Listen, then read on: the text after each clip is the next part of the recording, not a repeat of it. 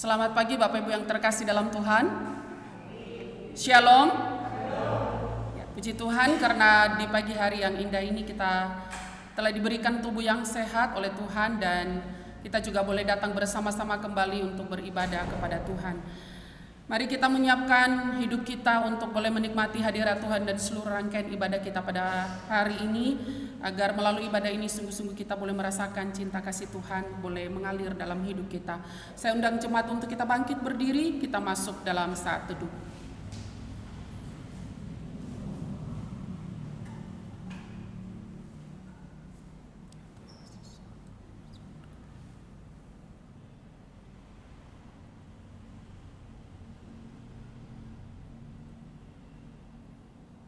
Amin.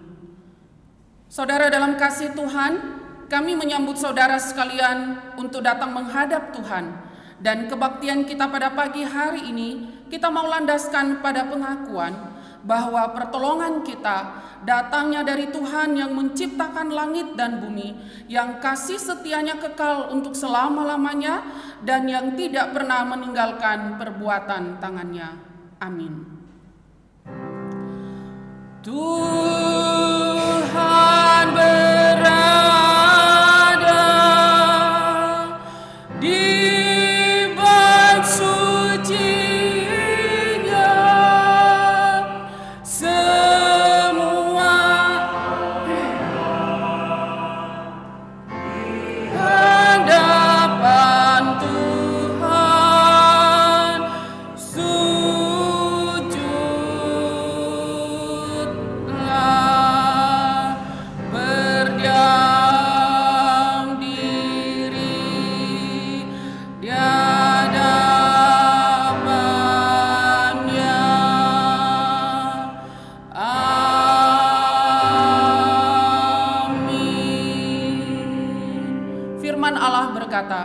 Jadi karena kita menerima kerajaan yang tidak tergoncangkan, marilah kita mengucap syukur dan beribadah kepada Allah menurut cara yang berkenan kepadanya dengan hormat dan takut. Hormat diberi bagi Bapa, Anak, dan Roh Kudus, dari mula sampai sekarang dan seterusnya. Termulia, amin, amin. Kita akan baca bersama-sama ke-10 hukum. Jangan ada padamu Allah lain di hadapanku. Jangan membuat bagimu patung yang menyerupai apapun yang ada di langit di atas, atau yang ada di bumi di bawah, atau yang ada di dalam air di bawah bumi. Jangan sujud menyembah kepadanya atau beribadat kepadanya. Jangan menyebut nama Tuhan Allahmu dengan sembarangan, sebab Tuhan akan memandang bersalah orang yang menyebut namanya dengan sembarangan.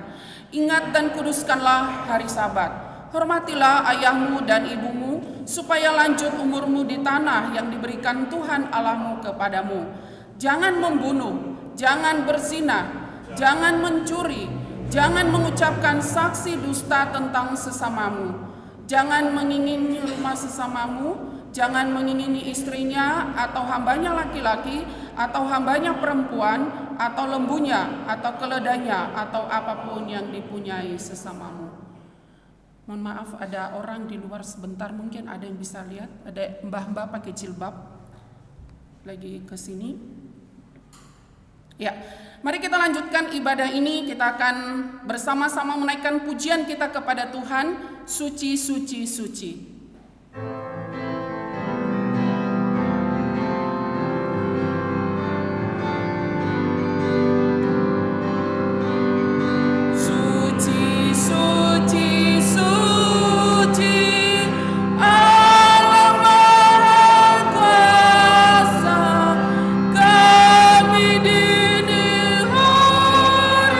Memuji rahmat-Mu.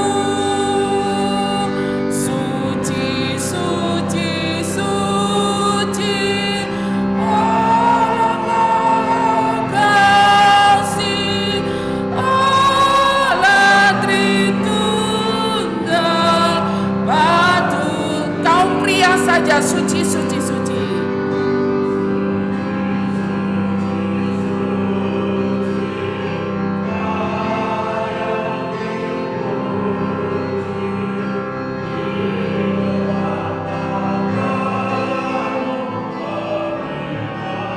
Kita nyanyikan sama-sama malaikat di surga.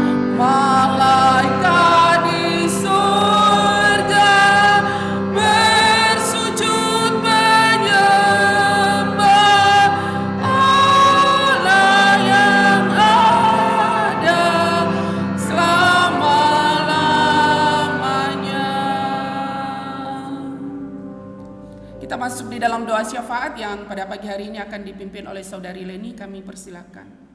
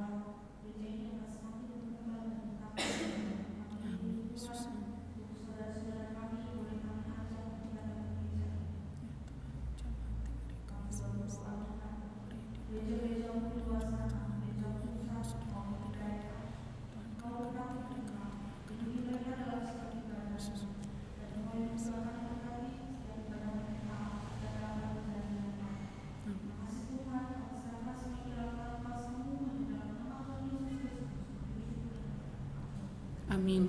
Terima kasih. Kita akan lanjutkan dengan pembacaan ayat Alkitab pada pagi hari ini, diambil dari Ibrani 12 ayat 18 sampai 29. Kita akan baca bergantian, saya akan membacakan ayat 18, lalu saudara-saudari, Bapak Ibu sekalian membaca ayat 19, demikian seterusnya. Sebab kamu tidak dapat sebab kamu tidak datang kepada gunung yang dapat disentuh dan api yang menyala-nyala, kepada kekelaman, kegelapan dan angin badai. Pada bunyi sangkakala dan bunyi suara yang membuat mereka yang mendengarnya memohon supaya jangan lagi berbicara kepada mereka. Sebab mereka tidak tahan mendengar perintah ini, bahkan jika binatang pun yang menyentuh gunung, ia harus dilempari dengan batu. Dan sangat mengerikan pemandangan itu, sehingga Musa berkata, aku sangat ketakutan dan sangat rindu. Tetapi kamu sudah datang ke Bukit Sion, ke kota Allah yang hidup, Yerusalem sorgawi, dan kepada beribu-ribu malaikat, suatu kumpulan yang meriah. Dan kepada jemaat anak-anak sulung yang namanya terdaftar di surga, dan kepada Allah yang menghakimi semua orang, dan kepada orang-orang benar yang telah menjadi sembuh. Dan kepada Yesus, pengantara perjanjian baru, dan kepada darah pemercikan yang berbicara lebih kuat daripada darah Habel. Jagalah supaya kamu jangan menolak Dia yang berfirman. Sebab jikalau mereka yang menolak Dia yang menyampaikan firman Allah di bumi tidak menurut, apalagi kita, jika kita berpaling dari Dia yang berbicara dari surga. Waktu itu suaranya menggoncangkan bumi, tetapi sekarang ia memberikan janji, satu kali lagi aku akan menggoncangkan bukan hanya bumi saja, melainkan langit juga. Ungkapan satu kali lagi menunjuk kepada perubahan pada apa yang dapat diguncangkan, karena Ia dijadikan supaya tidak tetap apa yang tidak tergoncangkan. Jadi karena kita menerima kerajaan yang tidak tergoncangkan, marilah kita mengucap syukur dan beribadah kepada Allah menurut cara yang berkenan kepadanya dengan hormat dan takut.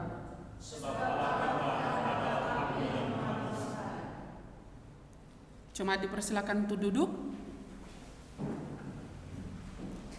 Di tengah-tengah berbagai pilihan yang ada pada hari ini, ada banyak orang-orang dan tidak terkecuali kita sebagai anak-anak Tuhan seringkali terjebak untuk memilih hal-hal yang menurut kita begitu menarik, begitu menyenangkan. Tidak peduli apakah itu benar-benar kita butuhkan, benar-benar baik buat kita, atau bahkan benar-benar berkenan kepada Tuhan.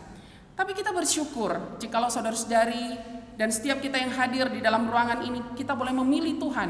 Bahkan pada pagi hari ini kita boleh memilih untuk mau datang beribadah kepada Tuhan. Di mana ada begitu banyak orang yang mungkin masih tertidur dengan lelapnya di tempat tidur mereka masing-masing.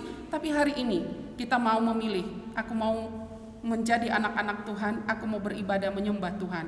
Oleh sebab itu, mari kita menaikkan pujian ini, hidup bagimu, dan kita diberikan kesempatan untuk memberikan persembahan yang terbaik bagi Tuhan.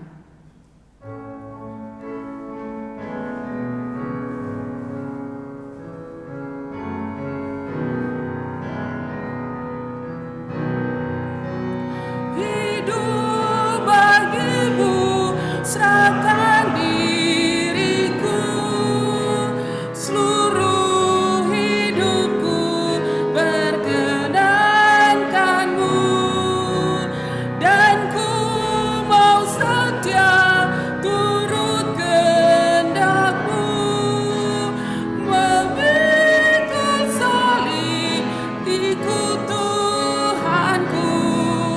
Oh Yesusku Tuhanku, ku serahkan diriku, kau rela disalibkan untuk menebusku, dan engkaulah Tuhanku, tinggal di hatiku sepanjang umur hidupku. Ku serahkan bagimu, hidup bagimu yang disalibkan, mendamaikanku dengan Allahku, dan ku bersyukur kau memanggilku. Ku serahkan semua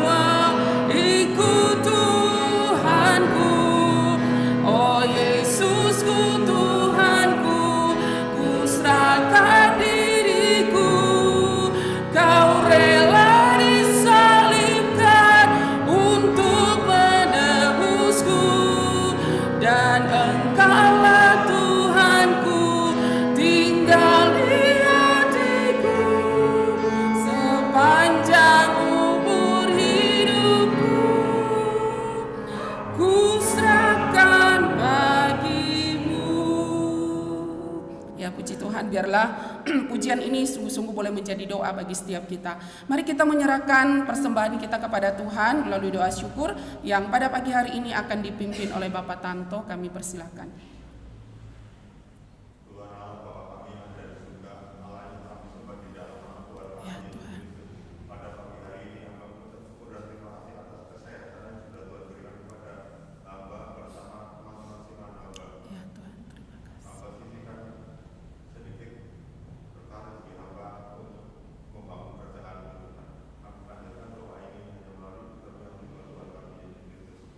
Amin. Pada pagi hari ini firman Tuhan akan dilayani oleh Bapak Pendeta Hadi dengan tema ibadah yang berkenan kepada Tuhan. Kita terus percaya bahwa setiap ibadah-ibadah kita ketika kita boleh hadir di rumah Tuhan, pada pagi hari ini penyembahan kita, pujian kita, doa kita, bahkan persembahan kita sungguh-sungguh dapat berkenan di hadapan Tuhan. Dan untuk lebih jelasnya nanti kita akan dengarkan dari Bapak Pendeta Hadi. Oleh sebab itu kita akan menyiapkan hati kita di hadapan Tuhan dengan kembali menaikkan penyembahan kita kepada Tuhan. Ku persembahkan hidupku.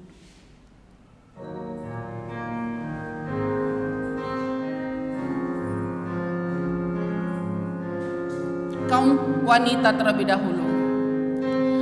Ini aku, semua milikku, ku serahkan padamu Tuhan. Penyesalan dan kebanggaan, suka dan duka, semua ku serahkan. Kaum pria yang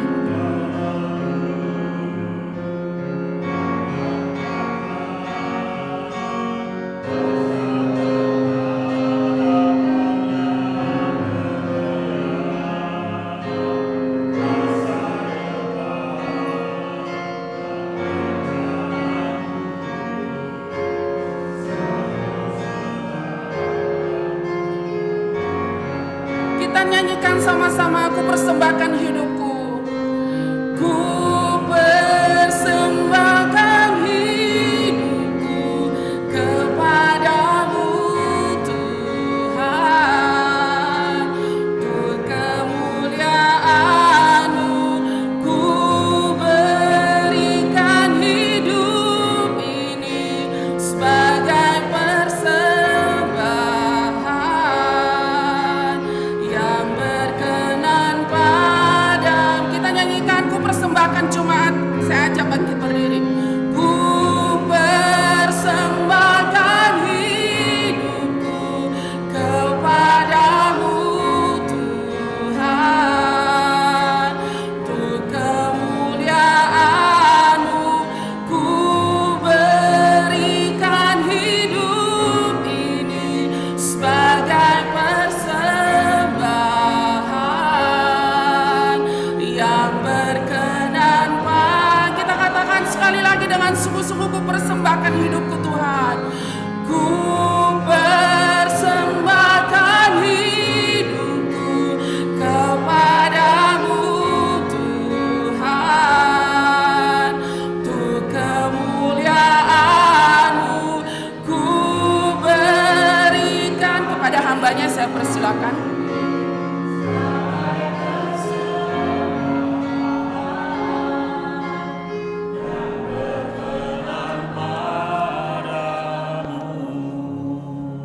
Mari kita berdoa.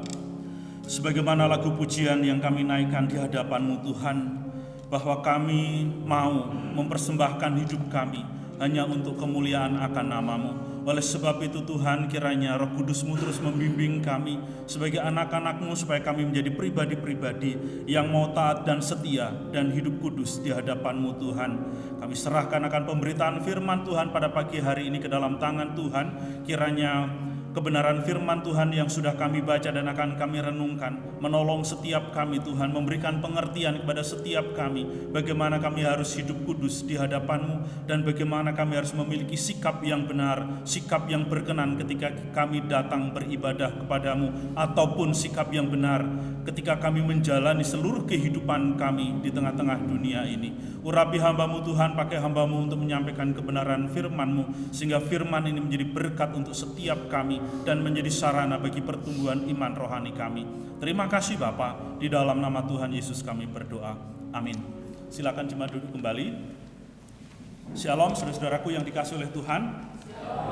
Kita bersyukur kita boleh memasuki minggu kedua di tahun 2023. Saudara-saudaraku yang dikasihi oleh Tuhan, tema kita adalah ibadah yang berkenan kepada Allah. Ibadah yang berkenan kepada Allah, karena tema besar kita di dalam tahun ini adalah kembali bergereja, beribadah dan bersekutu. Karena hal itu, kenapa tema itu kita angkat? Karena mengingat pandemi yang hampir 2 tahun yang Tuhan izinkan untuk menghantam perekonomian ataupun kehidupan di dunia ini, termasuk dalam kehidupan kita bergereja. Bersyukur untuk penyertaan Tuhan dalam hidup setiap kita masing-masing. Saudara-saudaraku yang dikasihi oleh Tuhan, sekitar tahun 2000 atau 2001, saya diajak oleh teman pemuda saya di Surabaya waktu itu untuk menghadiri sebuah seminar yang berisi tentang motivasi. Dan di balik seminar ataupun motivasi itu memang seminar itu juga menyampaikan, boleh dikatakan multi level gitu ya, multi level marketing sebuah produk. Pembicaranya luar biasa. Saya biasa kalau hari Minggu ataupun hari-hari lain ketika beribadah, bersekutu, biasa kita dengar ada hamba Tuhan yang berkhotbah gitu kan. Motivator itu luar biasa. Ilmu dia berbicara itu luar biasa. Itu jauh sebelum Mario Teguh Tenar. Nah, ketika saya mengikuti segala sesuatu ataupun memperhatikan, bahkan saya juga mencatat hal-hal penting yang dia sampaikan, karena menurut saya itu adalah sesuatu prinsip-prinsip yang boleh dikatakan cara bagaimana mengembangkan suatu bisnis multi level marketing. Setelah dia menjabarkan segala sesuatu yang berkaitan dengan produk dan juga teknik-teknik pemasaran, dia juga memiliki satu visi yang sangat mulia menurut saya waktu itu, dan juga pasti menurut kita yang orang yang mendengarnya. Karena di balik kesuksesannya dia menyebutkan satu penghasilan, dalam penghasilan dia dalam 1 bulan dia bersama dengan istrinya itu di atas 300 juta setiap bulannya. Keren nggak? Tahun 2000, di antara kita banyak yang belum lahir. Tahun segitu satu keluarga suami istri memiliki penghasilan 300 juta lebih. Itu adalah sesuatu kehidupan yang sangat luar biasa di dalam hal finansial. Secara ekonomi mereka tidak akan berkekurangan apapun. Nah, sehingga dari pencapaian mereka, motivator ini bersama dengan timnya, dan dia menyampaikan kepada orang-orang yang datang pada waktu itu, dia punya cita-cita yang luar biasa, yaitu mendirikan sekolah gratis. Hari ini sekolah gratis ya. Tahun itu, semua sekolah baik swasta maupun negeri semuanya harus bayar SPP dan lain sebagainya. Dia punya cita-cita dengan penghasilannya itu, dia akan mendirikan sebuah sekolah gratis. Dan itu saya catat, dan targetnya adalah sekitar tahun 2003 sampai 2005 sekolah itu akan berdiri. Ya, singkat cerita, karena saya tidak sukses di bisnis itu, saya juga tidak membeli produknya. Kalau menurut saya itu cukup mahal, itu produk kecantikan dan juga kesehatan. Kemudian ya sudah, akhirnya karena saya harus meninggalkan Surabaya dan ke Malang, saya sudah tidak lagi berurusan dengan multi level tersebut, walaupun saya beberapa kali ikut seminarnya begitu saudara. Tahun-tahun berlalu, ketika saya di Jakarta, ketika saya main ke tempatnya Pak Budi Handoko cerita kalau dia barusan pulang dari Batu Malang. Dan di sana dia menjumpai sebuah sekolah. Sekolahnya namanya adalah SMA Selamat Pagi Indonesia. Siswanya dari Sabang sampai Merauke. Kemudian dia menyebutkan satu nama. Dan nama itu seolah-olah tidak asing buat saya. Dan saya tanya, bisnisnya apa? Bisnis saja adalah sama, yaitu bisnis yang waktu itu saya produknya adalah produk dasarnya itu dari madu, baik itu untuk kecantikan maupun suplemen dan kesehatan. Ternyata apa yang dia sampaikan, yang dia impikan oleh motivator tersebut benar-benar terwujud. Dia bisa mendirikan sebuah sekolah gratis untuk anak-anak sekelas SMA. Anak-anak itu dilatih sedemikian rupa sehingga ketika mereka lulus dari sana, mereka bisa mandiri, bisa menjadi anak-anak muda yang bisa menjadi pengusaha dan lain sebagainya. Bahkan orang ini sudah membuat 2 film tentang bagaimana sejarah perjalanan sekolah tersebut dan juga perjuangan 7 orang siswanya untuk bisa tur ke Eropa untuk studi banding dan lain sebagainya. Saudara, luar biasa. Sebuah impian yang mulia. Tetapi saudara, tahun kemarin pendiri sekolah ini divonis 12 tahun penjara. Tahu kenapa?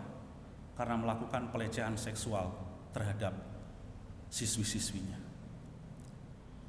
Saudaraku yang dikasihi oleh Tuhan, saya tidak bermaksud menghakimi si Koko pendiri sekolah tersebut.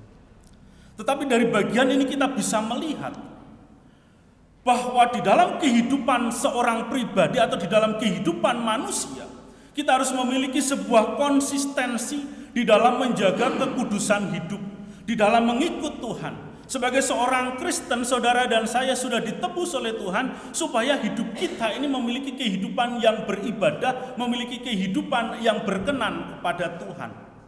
Sekali lagi saya tidak menghakimi, tetapi ini adalah sebuah contoh bahwa suatu maksud yang mulia, suatu maksud yang baik, tetapi tidak dibarengi dengan konsistensi hidup di dalam kebenaran, tidak dibarengi dengan semangat yang hidup takut akan Tuhan, maka dosa itu masih dapat menguasai hidup manusia. Ketika manusia itu tidak sungguh-sungguh bertobat, tidak mau sungguh-sungguh beribadah kepada Tuhan, tidak mau sungguh-sungguh hidup sesuai dengan kebenaran firman Tuhan, dan mengabaikan atau menganggap remeh apa yang diajarkan oleh firman Tuhan.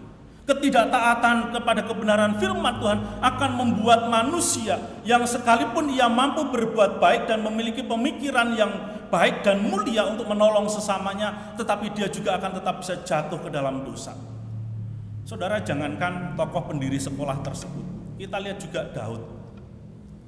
Ketika dia tidak melakukan, ataupun ketika dia dalam tanda kutip sedang healing, tidak mau pergi berperang, dia tidak melakukan tanggung jawabnya sebagai seorang raja, jatuh ke dalam perzinahan. Saudara-saudaraku yang dikasihi oleh Tuhan, di dalam bagian firman Tuhan yang sudah kita baca, kita bisa melihat bagaimana suatu sikap ibadah yang berkenan kepada Allah itu harus saudara dan saya miliki sebagai pengikut-pengikut Kristus hari ini, sebagai orang-orang Kristen hari ini yang harus dengan sungguh-sungguh beribadah dengan berkenan kepada Tuhan. Oleh sebab itu kita tidak bisa main-main dengan kehidupan kekristenan kita. Kita tidak boleh main-main dengan kehidupan ibadah kita. Saudara, di dalam bagian yang kita baca tadi, di dalam Ibrani pasal yang ke-12, saya akan membacakan ayat yang ke-18 sampai dengan ayat yang ke-21. Ini adalah bagian pertamanya. Sebab kamu tidak datang kepada gunung yang dapat disentuh dan api yang menyala-nyala, kepada kekelaman, kegelapan dan angin badai, kepada bunyi sangkakala dan bunyi suara yang membuat mereka yang mendengarnya memohon supaya jangan lagi berbicara kepada mereka, sebab mereka tidak tahan mendengar perintah ini. Bahkan jika binatang pun yang menyentuh gunung, ia harus dilempari dengan batu. Dan sangat mengerikan pemandangan itu, sehingga Musa berkata, aku sangat ketakutan dan sangat gemetar. Saudara, penulis Ibrani, dia berbicara ataupun menyampaikan surat ini kepada orang-orang Yahudi Tentunya orang-orang Yahudi ataupun orang-orang Israel ketika diingatkan tentang peristiwa apa yang ditulis oleh penulis Ibrani di dalam ayat yang ke-18 sampai dengan 21, mereka akan mengingat peristiwa itu. Karena itu peristiwa yang dicatat di dalam Alkitab, dan peristiwa itu memang dialami oleh Musa bersama orang-orang Israel, dan juga tentunya itu menjadi sebuah cerita yang terus-menerus disampaikan. Bagaimana mereka hidup beribadah di padang gurun di dalam ketidaksetiaan mereka, di mana mereka harus hidup di hadapan Allah yang kudus. Sehingga peristiwa yang menakutkan ini menjadi satu pengalaman rohani yang tidak mudah untuk dilupakan. Bagaimana mereka harus datang kepada Allah dengan kekudusan. Saudara, peristiwa yang dicatat oleh penulis Ibrani dalam pasal 12 ayat yang ke-18 sampai 21, saya akan membacakan untuk kita. Itu peristiwa ini pernah terjadi di dalam Keluaran pasal yang ke-19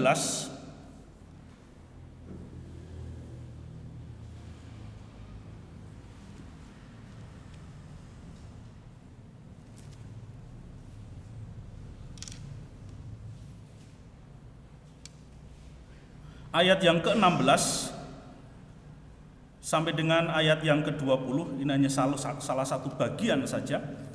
Keluaran pasal 19 ayat 16 sampai dengan ayat yang ke-20 saya baca untuk kita sekalian. Dan terjadilah pada hari ketiga, pada waktu terbit fajar dan guruh dan kilat dan awan padat di atas gunung dan bunyi sangkakala yang sangat keras, sehingga gemetarlah seluruh bangsa yang ada di perkemahan. Lalu Musa membawa bangsa itu keluar dari perkemahan untuk menjumpai Allah, dan berdirilah mereka pada kaki gunung. Gunung Sinai ditutupi seluruhnya dengan asap, karena Tuhan turun ke atasnya dalam api. Asapnya membumbung seperti asap dari dapur, dan seluruh gunung itu gemetar sangat. Bunyi sangkakala kian lama kian keras.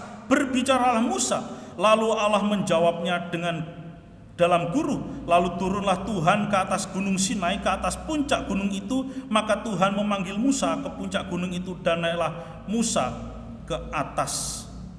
Saudara-saudaraku yang dikasihi oleh Tuhan, ini adalah bagian yang mengingatkan akan penulis Ibrani bahwa ketika bangsa Israel itu ada di padang gurun dan ketika mereka harus beribadah, mereka harus beribadah kepada Tuhan, menghadap Tuhan di dalam kondisi ataupun situasi yang cukup menakutkan.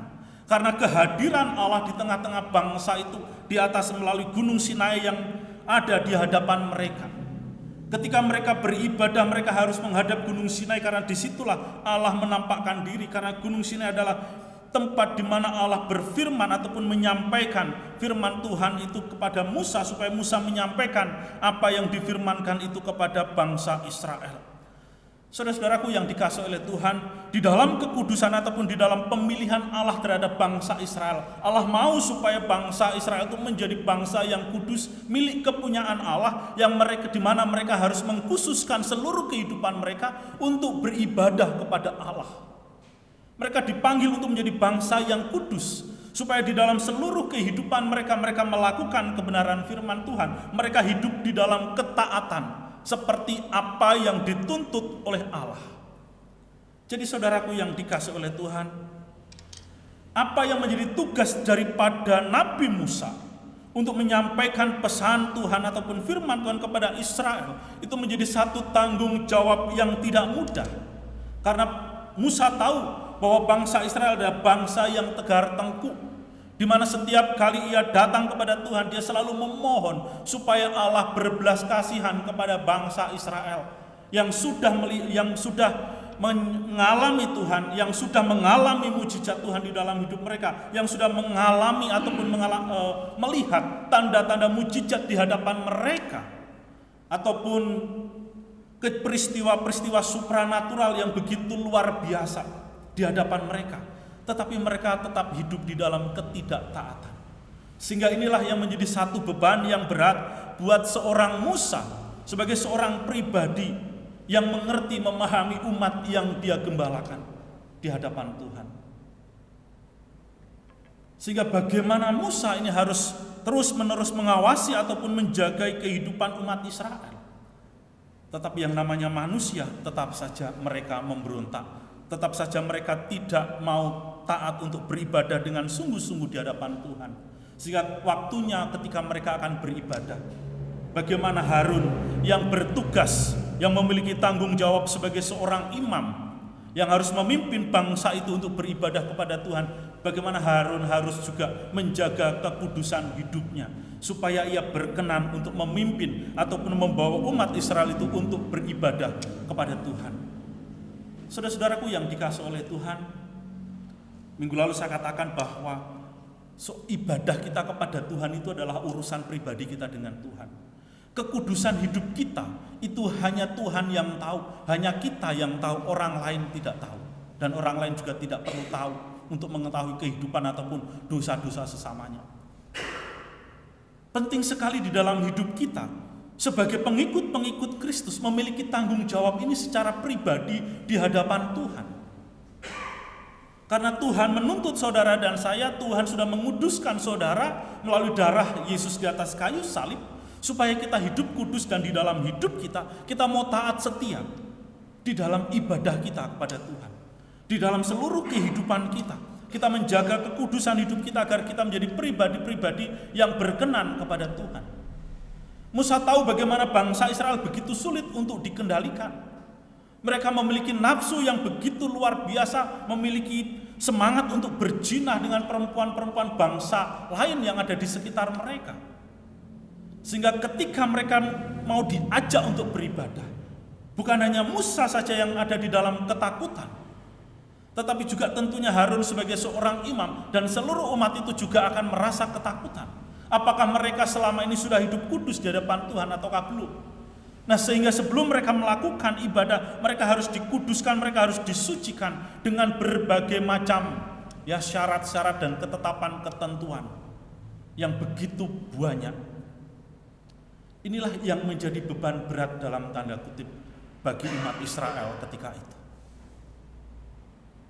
Sehingga mereka harus sungguh-sungguh di dalam kehidupan mereka. Tetapi saudara, di dalam ayat firman Tuhan yang kita baca pada hari ini, penulis Ibrani membandingkan bagaimana orang-orang Israel pada zaman Musa beribadah. Boleh dikatakan sampai hari ini ya bagi umat Israel penganut agama Yahudi. Bagaimana mereka harus menjaga kekudusan hidup mereka, bagaimana mereka harus beribadah dan mereka memiliki kiblat, boleh dikatakan demikian. Harus menghadap ke gunung dan lain sebagainya. Namun di dalam ayat 22 di situ dikatakan, "Tetapi kamu sudah datang ke Bukit Sion, ke kota Allah yang hidup, Yerusalem surgawi, dan kepada beribu-ribu malaikat, suatu kumpulan yang meriah, dan kepada jemaat anak-anak sulung yang namanya terdaftar di surga, dan kepada Allah yang menghakimi semua orang, dan kepada roh-roh orang-orang benar yang telah menjadi sempurna, dan kepada Yesus pengantara perjanjian baru, dan kepada darah pemercikan yang diberikan, yang berbicara lebih kuat daripada darah Habil." Saudara, di dalam bagian yang kedua, di dalam ayat 22 sampai 24, penulis Ibrani ini membandingkan bagaimana umat Allah, yaitu umat Israel yang hidup pada zaman Musa, yang tadi kisahnya sudah saya bacakan tadi di dalam Keluaran itu, dengan kehidupan kita sebagai orang-orang Kristen di dalam Kristus, di dalam iman kepada Kristus hari ini. Kalau kita bandingkan, saudara, mana lebih mudah? Hidup dengan model orang-orang Israel pada zaman Musa, ataukah kita sebagai orang Kristen yang beriman kepada Yesus Kristus hari ini? Katakan kepada kiri kanan saudara, lebih mudah sekarang. Lebih mudah sekarang. Kita beribadah bukan menghadap kepada Gunung Sion, saudara. Ketika saya membayangkan kalau saya ada di antara bangsa Israel yang berdiri di belakang Musa, Wow, itu pasti gemeteran. Saya pasti merasa takut. Karena ketika menghadap kepada Tuhan di dalam ibadah itu, harus benar-benar kudus. Bagaimana pakaian itu kita diatur, saudara. Bahkan wanita-wanita yang sedang datang bulan itu tidak boleh datang. Bahkan laki-laki atau suaminya sendiri, ketika istrinya sedang datang bulan atau anak perempuannya sedang datang bulan, itu tidak boleh menyentuh, tidak boleh memegang, karena ketika megang itu najis dan harus dikuduskan. Ribet. Itu gambarannya seperti itu, saudara. Betapa sulitnya untuk beribadah kepada Allah pada waktu itu dalam tanda kutip. Tetapi hari ini, saudara, kita tidak lagi menghadap kepada Sion di sana, saudara. Kepada Gunung Sinai. Di dalam ayat 22 penulis Ibrani mengatakan, mengingatkan kepada mereka, tetapi kamu sudah datang ke Bukit Sion, ke kota Allah yang hidup, Yerusalem surgawi, kepada beribu-ribu malaikat dan selanjutnya. Jadi saudara, kemanakah hari ini kita sebagai orang-orang Kristen berkiblat di dalam ibadah kita? Kemana, saudara? Bukan ke Gunung Sinai, tetapi kepada Yerusalem yang baru. Kepada siapa? Kepada Yesus Kristus. Kiblat kita, ibadah kita pada hari ini adalah menghadap ke surga. Surga tidak kelihatan, tetapi kita percaya surga itu ada. Amin. Kita percaya bahwa surga itu ada, itulah yang menjadi kiblat ibadah kita hari ini. Kita menghadap kepada Yesus Kristus yang duduk di sebelah kanan Allah di surga. Yang di sana dikatakan ada beribu-ribu malaikat. Di sana ada dikatakan roh-roh orang-orang benar yang telah menjadi sempurna. Itulah kiblat kita. Sehingga di dalam bagian ini penulis Ibrani mengingatkan bagaimana kita harus memiliki suatu sikap di dalam ibadah yang berkenan kepada Allah, suatu sikap ibadah yang dikehendaki oleh Tuhan. Kita datang bukan lagi dengan ketakutan seperti apa yang dialami oleh umat Israel pada waktu itu, karena ketika mereka tidak kudus, mereka akan mati di sana. Bahkan gunung itu, binatang pun tidak boleh mendekat.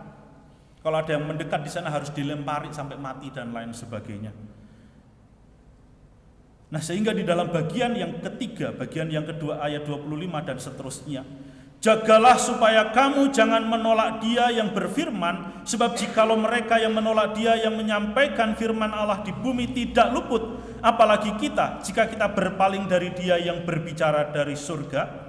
Waktu itu suara menggoncang bumi, tetapi sekarang Ia memberikan janji, satu kali lagi aku akan menggoncangkan bukan hanya bumi saja, melainkan langit juga. Ungkapan satu kali lagi menunjukkan kepada perubahan pada apa yang dapat digoncangkan, karena Ia dijadikan supaya tinggal tetap apa yang tidak tergoncangkan. Jadi karena kita menerima kerajaan yang tidak tergoncangkan, jadi ini adalah sebuah janji, saudara. Sebuah kerajaan yang tidak dapat digoncangkan. Ini adalah kerajaan surga. Kerajaan yang tempat di mana kita akan tinggal di dalam kekekalan bersama-sama dengan Yesus Kristus dan orang-orang salehnya yang ada di sana untuk memuji dan juga memuliakan Allah. Marilah kita mengucap syukur dan beribadah kepada Allah menurut cara yang berkenan kepadanya dengan hormat dan takut. Jadi saudara, ini adalah sikap kita yang harus terus-menerus kita kembangkan di dalam kehidupan kita, supaya kita memiliki kehidupan yang beribadah, yang berkenan kepada Allah. Sikap ibadah yang harus dikembangkan ataupun yang harus ditumbuh kembangkan oleh orang-orang Kristen adalah ibadah yang disertai dengan ucapan ataupun penuh rasa syukur, saudara. Ibadah itu harus penuh rasa syukur. Jadi ketika saudara datang untuk beribadah, tema kita adalah kembali bergereja untuk beribadah, seperti yang kita adakan pada hari ini, yaitu ibadah secara komunal, secara berkomunitas. Dan apa yang ada di dalam bagian ini tidak hanya berlaku secara komunal, tetapi juga dalam ibadah kita, persekutuan kita, dan juga ibadah secara pribadi kita di hadapan Tuhan. Yaitu kita harus datang dengan penuh rasa syukur, saudara. Rasa syukur itu adalah rasa yang tulus ikhlas, rasa yang tulus tidak terpaksa, dipenuhi dengan rasa sukacita. Jadi ketika kita datang memasuki ruang ibadah ini, kita datang dengan penuh ucapan syukur. Kita duduk, kita berdoa di hadapan Tuhan. Tuhan, aku mengucap syukur karena hari ini aku boleh datang ke rumahmu bersama dengan saudara-saudara seimanku untuk beribadah kepadamu, untuk menghadap kepadamu, untuk menghadap kepada surga, tempat yang akan kita tuju. Setelah apa yang Tuhan percayakan bagi setiap kita di tengah-tengah dunia ini terselesaikan, Tuhan akan memanggil kita masuk di dalam kerajaan yang tidak terguncangkan itu. Jadi saudara, rasa syukur itu harus menjadi dasar. Sebagaimana yang di dalam ayat yang ke-28. Dengan mengatakan, marilah kita mengucap syukur. Ini adalah salah satu cara bagaimana kita mengungkapkan syukur kita kepada Tuhan, yaitu melalui puji-pujian. Jadi ketika saudara dan saya memuji, memuliakan nama Tuhan, itu adalah rasa ungkapan syukur kita kepada Tuhan. Kita juga mempersiapkan persembahan bagi Tuhan.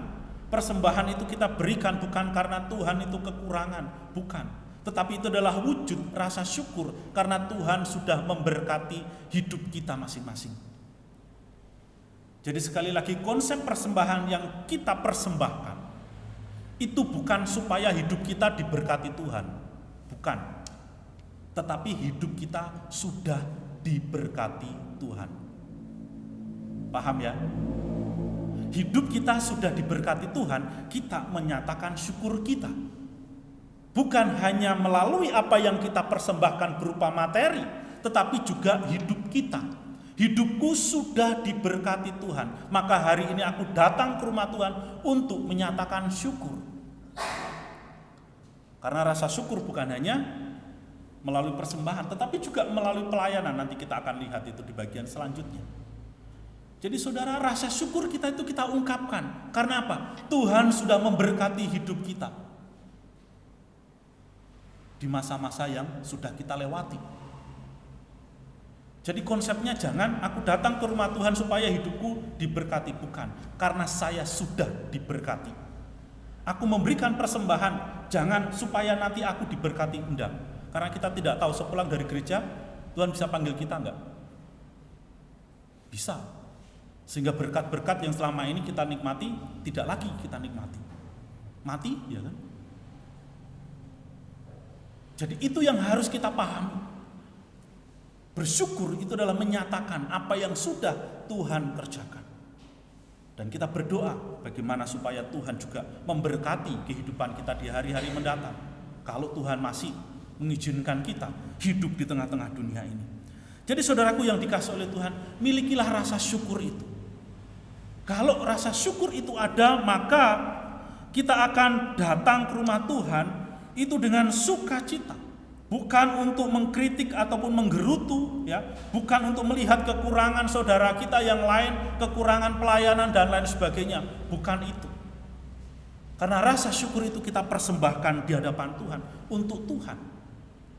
Nah, kemudian bagian selanjutnya, bagaimana sikap kita ketika kita beribadah yang berkenan kepada Tuhan, yaitu dikatakan dalam ayat itu dengan rasa hormat.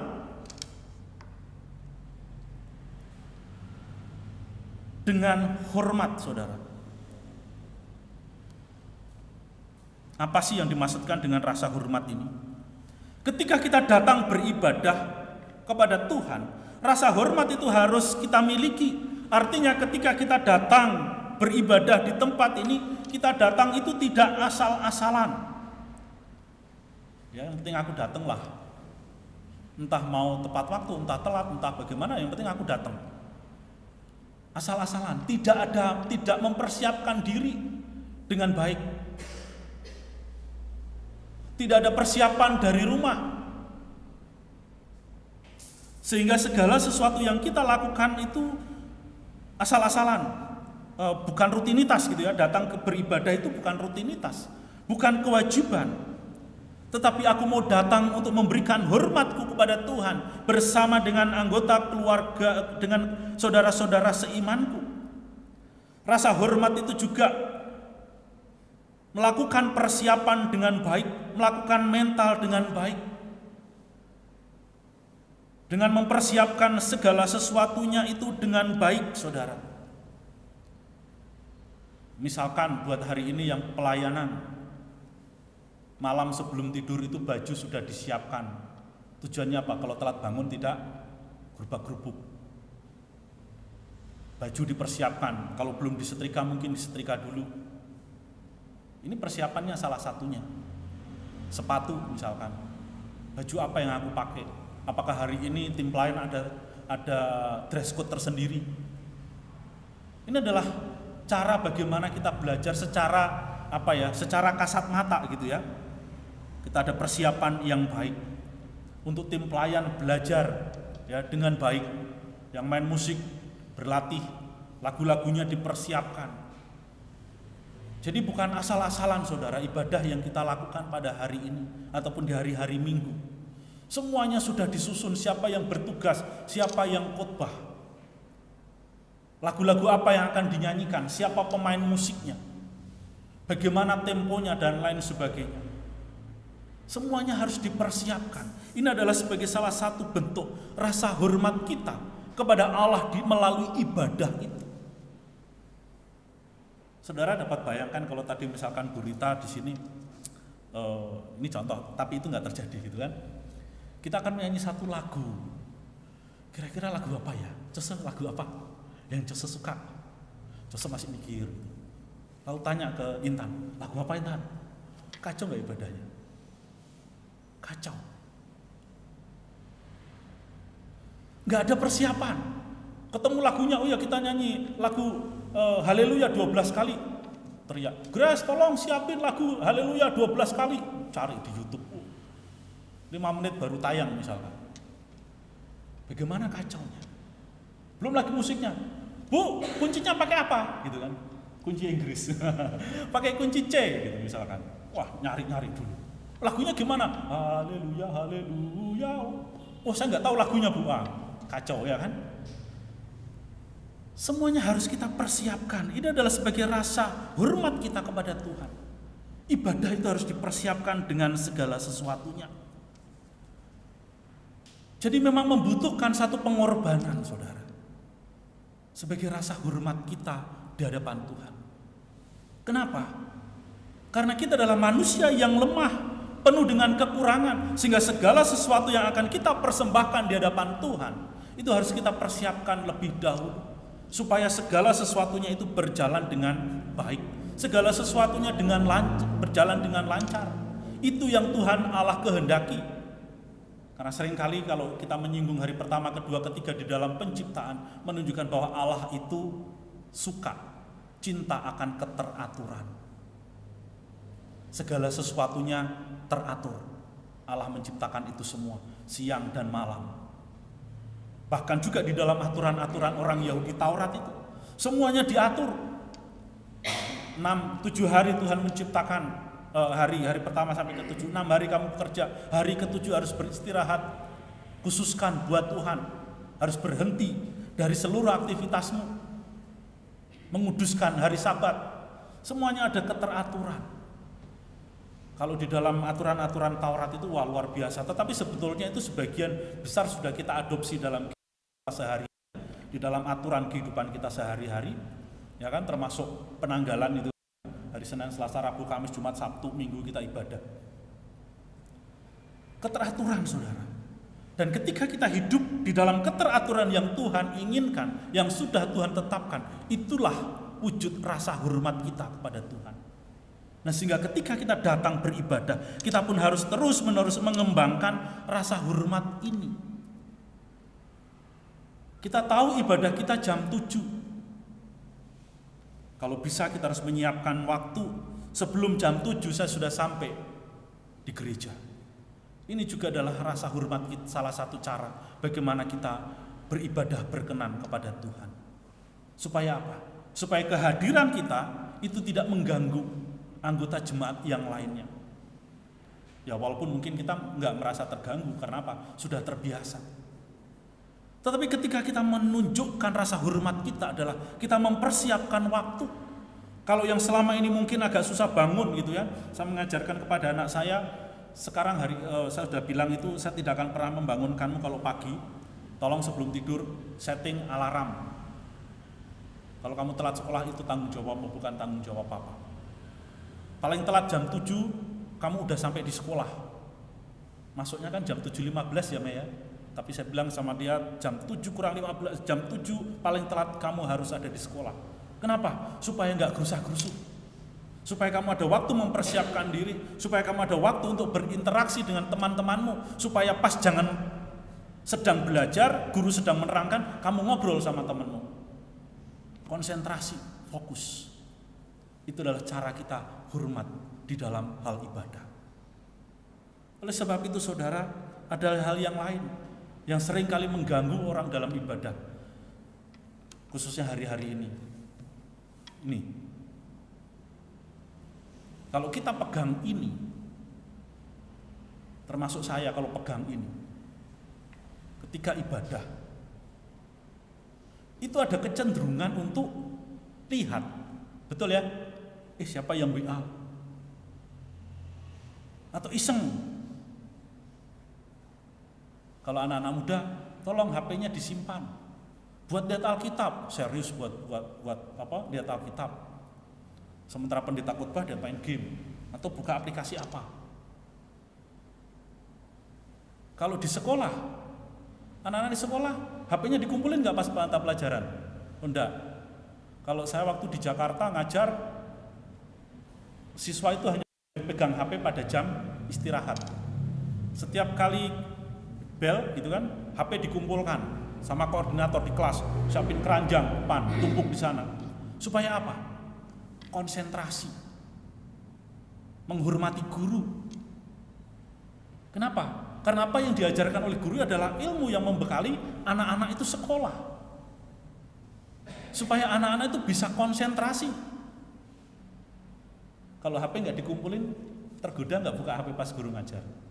Iya, tergoda. Tergoda ya Nathan ya? Tergoda ya kalau misalkan guru ngajar, HP ada di tangan atau di meja, tergoda nggak untuk buka HP? Nah sedikit, tapi tetap tergoda. Apalagi dalam hal ibadah. Jadi saudara, kita harus fokus menghadap Tuhan, menyerahkan seluruh hidup kita, pikiran kita. Makanya sebelum berangkat ibadah, cek dulu kompor. Kadang-kadang ini yang seringkali membuat kita gelisah. Pas lagi ibadah, komporku tadi udah tak matiin belum ya? Kalau ada orang di rumah, kita bisa WA, bisa telepon. Kalau nggak ada, kita gelisah. Aduh, nanti kalau kebakaran bagaimana? Ya kan? Kalau meleduk bagaimana? Jadi saudara, ini adalah ketika kita tahu jamnya ibadah, maka segala sesuatu harus kita persiapkan, kita bereskan. Sehingga ketika kita duduk di tempat ini, dalam ruangan ini bersama-sama, kita bisa fokus, pikiran kita tidak kemana-mana. Tetapi mau dengar firman Tuhan, kita mau memuji nama Tuhan dengan sungguh-sungguh saudara. Kemudian, bagian yang ketiga yaitu dikatakan, bukan hanya dengan rasa syukur, bukan hanya dengan hormat, tetapi juga dikatakan dengan rasa takut ketika kita datang ke rumah Tuhan. Apa sih yang dimaksudkan dengan takut ini? Memang saya tidak menyelidiki secara secara spesifik di dalam bagian ini, tetapi rasa takut itu boleh dikatakan mengandung makna dengan perasaan hormat, perasaan kagum akan kemahakuasaan Allah.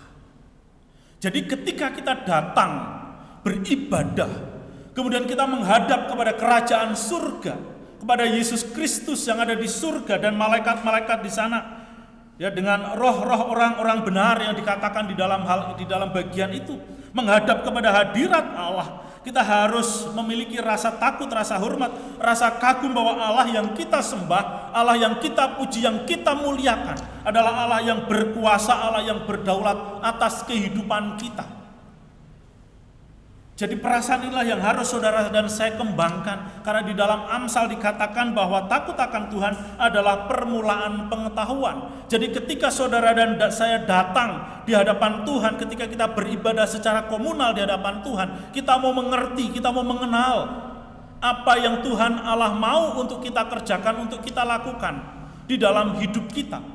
Ada pengetahuan tentang Allah, pengetahuan tentang firman Tuhan, dan itu akan menolong saudara dan saya untuk bertumbuh sebagai pribadi-pribadi yang benar di hadapan Tuhan. Bertumbuh menjadi orang-orang yang hidup berkenan di hadapan Tuhan. Sehingga hidup saudara dan saya bisa menjadi saksi. Ini loh kehidupan orang yang bergereja. Saudara bisa menjadi saksi di dalam hal-hal yang baik, di dalam perbuatan-perbuatan yang baik, di dalam tutur kata yang baik, tutur kata yang membangun, tutur kata yang memotivasi orang untuk hidup ataupun menjalani kehidupan atau melakukan segala hal ini dengan baik. Dan kita tahu bahwa Allah yang kita sembah adalah Allah yang berdaulat atas kehidupan kita. Berdaulat itu artinya Allah itu berhak melakukan apa saja atas hidup kita, termasuk mengambil hidup kita, mengambil nyawa kita. Kita tidak berhak sama sekali. Oleh sebab itu ketika kita datang beribadah, kita harus dengan rasa takut akan Allah itu. Bahwa Dia adalah pribadi yang berkuasa dan menguasai hidup kita. Jadi saudara, inilah perasaan-perasaan ataupun sikap-sikap yang harus saudara dan saya jaga. Memang saudara, itu tidak mudah. Oleh sebab itu, kalau saudara melihat di dalam Alkitab, LAI itu memberikan judul di dalam perikop yang kita baca itu, tanggung jawab yang berat. Tanggung jawab yang berat. Artinya itu tidak mudah untuk memiliki kehidupan yang beribadah, yang berkenan kepada Allah. Memiliki sikap hidup yang berkenan kepada Allah di dalam hal ibadah, itu tidak mudah. Oleh sebab itu, di dalam ayat-ayat sebelumnya, penulis Ibrani khususnya di dalam ayat 1 sampai dengan ayat yang ke-17, dia memberikan sebuah nasihat, menyampaikan boleh dikatakan tips-tips bagaimana supaya saudara dan saya hidup bertekun di dalam iman. LAI memberikan tema atau judul di dalam ayat pasal 12 itu, nasihat supaya bertekun di dalam iman. Untuk menjalankan kehidupan ibadah yang berkenan itu tidak mudah. Tetapi sebelum kita masuk ke dalam kehidupan yang berkenan ataupun ibadah yang berkenan kepada Allah, kita harus terlebih dahulu belajar bagaimana kita hidup bertekun di dalam iman, saudara. Saya baca pasal 12 ayat 1 dan 2. Karena kita mempunyai banyak saksi bagaikan awan yang mengelilingi kita, marilah kita menanggalkan semua beban dan dosa. Itu yang harus kita lakukan, yang begitu merintangi kita, dan berlomba dengan tekun dalam perlombaan yang diwajibkan bagi kita. Marilah kita melakukannya.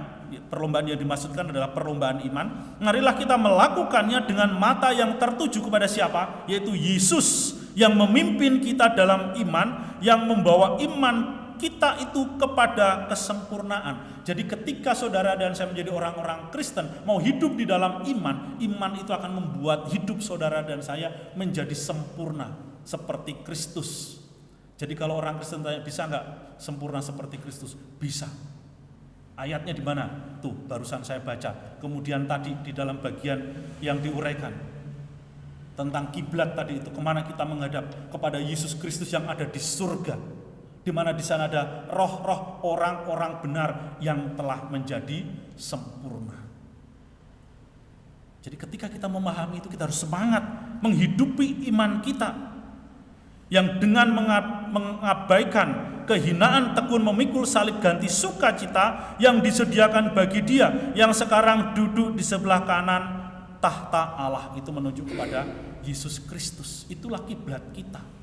Setiap orang Kristen hidup beribadah berkiblat kepada Kristus karena kehidupan kita adalah kehidupan yang disempurnakan di dalam iman itu.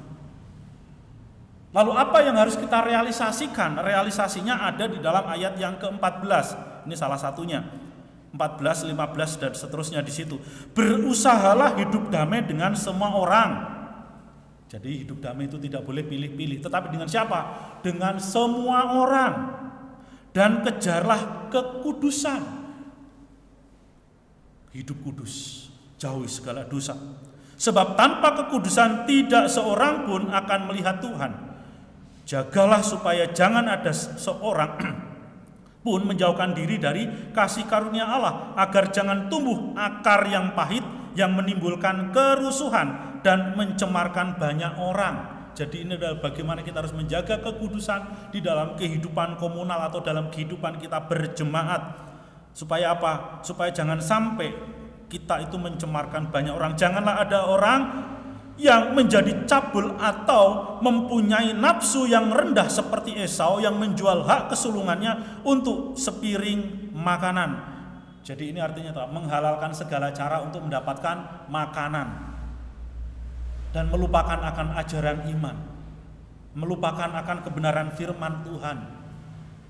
Ya saudara, hidupnya Esau itu makanan, hidupnya itu untuk makan. Makananlah yang menjadi fokus. Artinya materi itu yang menjadi fokus di dalam hidupnya Esau. Orang-orang yang model seperti Esau ini mereka tidak peduli dengan ibadah. Mereka tidak peduli dengan iman Kristen sekalipun mereka menjadi orang Kristen. Oleh sebab itu saudara, apa yang menjadi tanggung jawab hidup saudara dan saya untuk hidup berkenan kepada Allah? Untuk hidup yang memiliki kehidupan beribadah yang berkenan kepada Allah. Ini harus menjadi satu semangat di dalam memasuki tahun 2023. Tahun yang penuh dengan misteri. Tetapi kita tahu bahwa Allah tidak akan pernah meninggalkan kita. Tuhan akan terus menolong, memberkati, menyertai kehidupan kita walaupun masih penuh dengan misteri dan lain sebagainya. Kita bersyukur kita memiliki Yesus Kristus yang telah menyatakan kasih-Nya di dalam hidup saudara dan saya. Dia tidak pernah meninggalkan kita dalam keadaan apapun. Oleh sebab itu saudara, marilah kita memiliki kehidupan yang beribadah di hadapan Tuhan. Kita memiliki gereja sebagai saudara-saudara seiman kita. Disitulah tempat di mana kita boleh bertumbuh bersama-sama di dalam iman kita kepada Tuhan. Kiranya Tuhan Yesus memberkati. Mari kita berdoa. Bapa kami yang di dalam surga, Tuhan, kami bersyukur untuk kebenaran firman-Mu yang boleh kami baca, kami renungkan pada pagi hari ini Tuhan, di mana Engkau mengingatkan kami bagaimana kami sebagai anak-anak-Mu, kami harus memiliki kehidupan yang beribadah, kehidupan yang berkenan kepada Allah. Bagaimana kami harus membangun iman rohani kami Tuhan melalui kehidupan kami yang beribadah kepadamu. Oleh sebab itu Tuhan, kiranya Engkau terus menolong kami supaya di dalam hidup kami senantiasa memiliki rasa syukur atas segala berkat yang Tuhan limpahkan dalam hidup kami. Demikian juga Tuhan, kiranya setiap kami boleh menumbuhkan rasa hormat di hadapan-Mu Tuhan, dan juga hidup takut akan Engkau di dalam hidup setiap kami. Terima kasih Bapa, kiranya kebenaran firman Tuhan yang sudah kami renungkan tertanam dalam hati kami masing-masing, supaya kami sebagai anak-anak-Mu Tuhan, kami mau terus hidup kudus di hadapan Tuhan. Terima kasih Bapa, inilah doa kami. Di dalam nama Tuhan Yesus hamba berdoa dan bersyukur. Amin. Terima kasih, waktu saya kembalikan kepada penginjil Rita. Tuhan memberkati.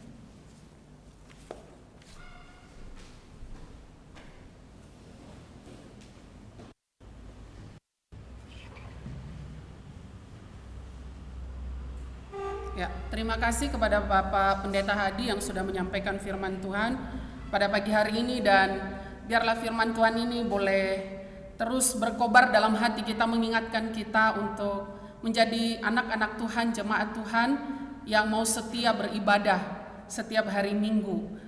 Dan saya pikir kita harus jatuh cinta kepada Tuhan. Barulah kita sungguh-sungguh menggebu-gebu. Tanpa disuruh, kita pasti mau datang ibadah. Pasti Bapak Ibu yang sudah pernah jatuh cinta, saudara-saudari juga ya.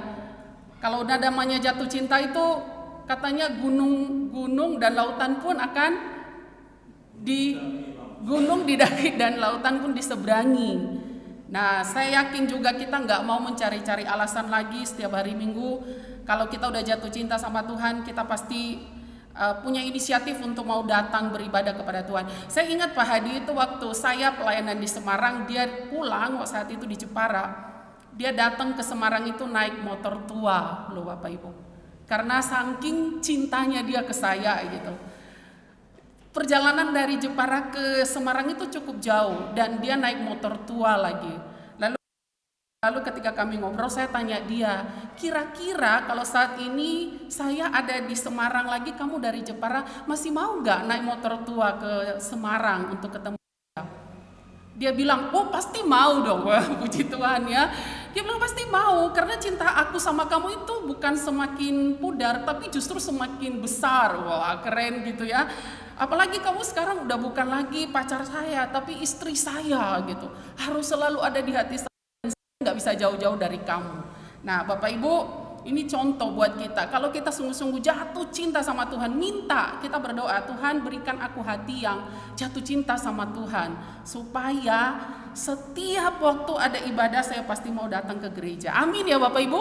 Amin. Mari kita sama-sama berdiri, kita akan mengikrarkan pengakuan iman kita kepada Tuhan dengan bersama-sama membaca pengakuan iman rasuli. Aku percaya kepada Allah, Bapa yang Maha Kuasa, Khalik langit dan bumi, dan kepada Yesus Kristus, anaknya yang tunggal Tuhan kita, yang dikandung daripada Roh Kudus, lahir dari anak darah Maria, yang menderita sengsara di bawah pemerintahan Pontius Pilatus, disalibkan, mati dan dikuburkan, turun dalam kerajaan maut. Pada hari yang ketiga bangkit pula dari antara orang mati, naik ke surga, duduk di sebelah kanan Allah, Bapa yang Maha Kuasa. Dan dari sana ia akan datang untuk menghakimi orang yang hidup dan yang mati.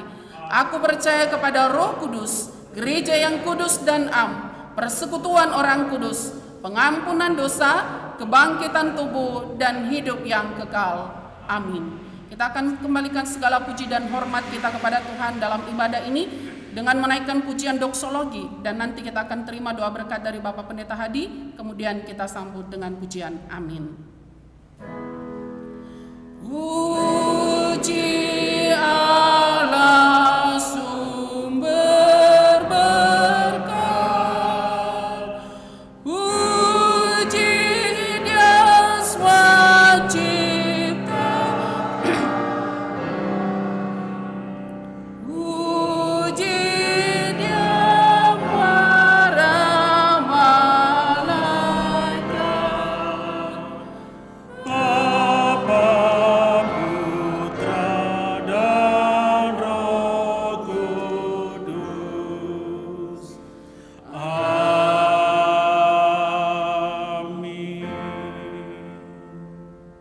Jemaat yang dikasihi oleh Tuhan, pulanglah, kembalilah ke dalam kehidupanmu sehari-hari, lakukanlah segala tanggung jawabmu di hadapan Tuhan dengan sungguh-sungguh, karena melalui kehidupanmu, nama Tuhan dipermuliakan. Arahkanlah hatimu dan terimalah berkat-Nya. Kiranya Tuhan memberkati engkau dan melindungi engkau. Kiranya Tuhan menyinari engkau dengan wajah-Nya dan memberi engkau kasih karunia. Kiranya Tuhan menghadapkan wajah-Nya kepadamu dan memberi engkau damai sejahtera dari sekarang sampai selama-lamanya. Amin. Amin. Amin.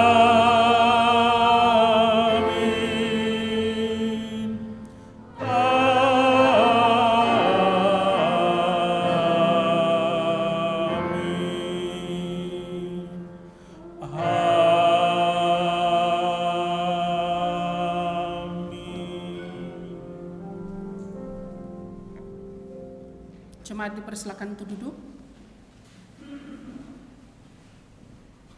Saya akan membacakan beberapa warta pada hari ini. Terlebih dahulu saya mengucapkan terima kasih kepada anak-anak Tuhan yang sudah terlibat dalam pelayanan ibadah pada pagi ini. Kiranya Tuhan Yesus memberkati. Untuk ibadah kita minggu depan tanggal 15 Januari, pengkhotbahnya adalah Bapak Pendeta Jeremia, lalu liturgis Ibu Heni, doa syafaat Cau Lusiawati, doa syukur Saudari Minghung, dan LCD Saudari Novita, pemusik Saudari Leni. Lalu kemudian untuk persekutuan youth, ini ada perubahan yang menjadi perhatian kita bersama. Ibadah youth mulai tahun ini dimulai pukul 6 sore. Ibadah sekolah minggu setiap jam 9 pagi, lalu kemudian pada hari Rabu ada rapat hamba Tuhan dan majelis 11 Januari pukul 18.30 sampai selesai. Demikian warta jemaat, kita akan bersama-sama menyanyikan pujian Immanuel sambil memberikan salam kepada saudara-saudari kita semuanya.